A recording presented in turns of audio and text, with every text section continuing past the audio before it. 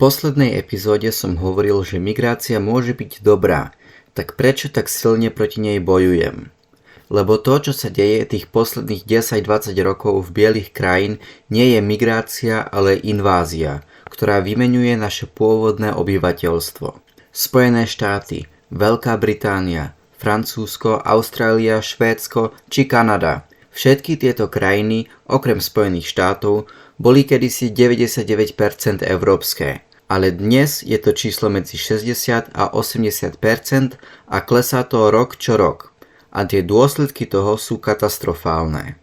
Keď hľadáte na internete o výmene obyvateľstva alebo po anglicky Great Replacement, tak vám mainstreamové médiá alebo umelá inteligencia povie, že to je krajne pravicová konšpirácia a že sa nič také nedeje. Ale západnoevropské krajiny sú to najväčší dôkaz takej konšpirácie. Napríklad mesto Brusel. V roku 2001 malo to mesto okolo 1 000 000 ľudí. Belgičania belgického pôvodu tvorili 50% toho obyvateľstva. Dnes má to mesto 1,2 milión ľudí a už sú to len 20% belgického pôvodu. Ja som si toto mesto vybral nie preto, že je to hlavné mesto Európy, alebo preto, že je to také extrémne. Vybral som si Brusel, lebo tie štatistiky ukazujú aj inú vec. Keď sa pozrieme len na ľudí, čo majú belgické občianstvo, tak v roku 2001 tvorili 72% a v roku 2023 tvorili 63% obyvateľstva.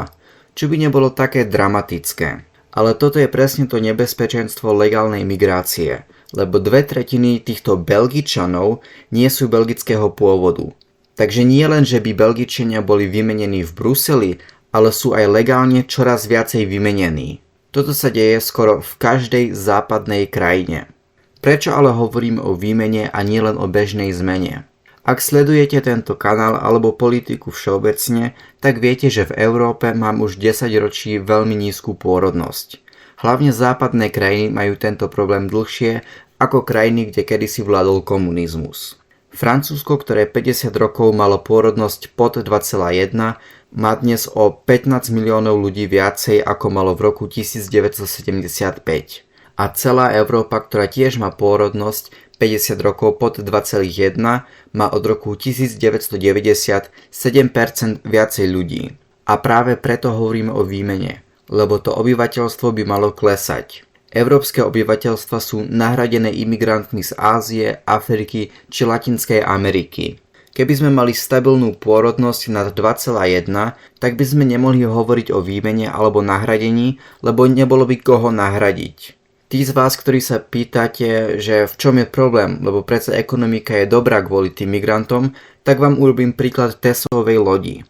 Toto je paradox alebo filozofický experiment zo starého Grécka. A ide o to, že máš túto peknú a vzácnu loď. Ale časom sa niektoré veci na tej lodi kazí a preto ich musíš postupne vymeniť. Je to ale potom tá istá loď, keď sa ti všetky pôvodné diely na nej pokazili a vymenil si ich za nové? Lebo je to stále tvoja loď a vyzerá ako predtým, ale už tu nie je to isté drevo, tá istá plachta alebo tie isté klince. Tento príklad nie je perfektný na to, aby som to celé mohol vysvetliť, ale kladie tú základnú otázku, že či ostane tá krajina tou krajinou, keď vymeníme to obyvateľstvo. Chcem tento príklad ale viacej rozobrať a ho lepšie porovnať s dnešnou situáciou. Jeden kľúčový rozdiel medzi Tesovou loďou a dnešnou migráciou je ten, že Tesová loď po výmene všetkých kusov stále vyzerá a funguje ako predtým. S migráciou to ale tak nie je, lebo každá krajina je jedinečná. Každú krajinu stvorili iní ľudia na inej zemi a s inou históriou. A imigrácia je tá najväčšia hrozba pre jedinečnosť jednej krajiny. Takže aj keby do Francúzska prišlo 20 miliónov Nemcov namiesto 20 miliónov Afričanov, tak by to stále bola veľká hrozba pre francúzsku kultúru. Preto ma nenazývajte rasistu, lebo som aj proti masovej migrácii z Európy. Ja na Slovensku nechcem ani Ukrajincov, aj keď boli celkom dobrí imigranti. Ale tu je jeden dôležitý rozdiel. Keby na Slovensko prišlo 1 000 000 Ukrajincov alebo 1 000 000 Poliakov, tak by to síce bolo zlé pre našu kultúru, ale stále by sme fungovali ako teraz, lebo títo ľudia sú nám veľmi podobní. Ale keby ku nám prišli Indovia, moslimovia alebo Afričani, tak by to nielen bolo zlé pre našu kultúru, ale pre nás všetkých. A vidíme to v západnej Európe. Títo ľudia sú všeobecne nebezpeční, asociálni a hrozba pre nás všetkých. Nielen kvôli kultúrnym a sociálnym rozdielom, ale kvôli tomu, akí sú. A Amerika je najlepší príklad pre toto celé. Jedno ako vyzerajú socioekonomické faktory, tak vždy sú východní Aziati najmenej kriminálni a Afričania najviac kriminálni. Ale toto je téma pre iné video.